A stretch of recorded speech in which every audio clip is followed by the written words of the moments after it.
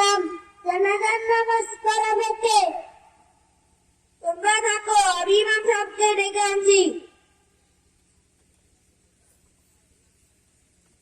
ইমাম সাহেব হুজুর, ইমাম সাহেব হুজুর, মসজিদে আছে কে? আমি পশ্চিম পাড়া করিম মন্ডল আসছি। আসসালামু আলাইকুম রাহমাতুল্লাহ। ওয়া আলাইকুম আসসালাম ওয়া রাহমাতুল্লাহ। আস্তাগফিরুল্লাহু লানা ওয়া লাকুম।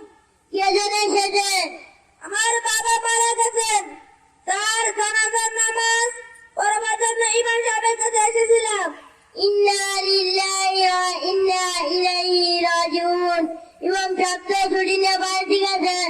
তাহলে জানাজার নামাজ পড়াবে কে? কেন আপনি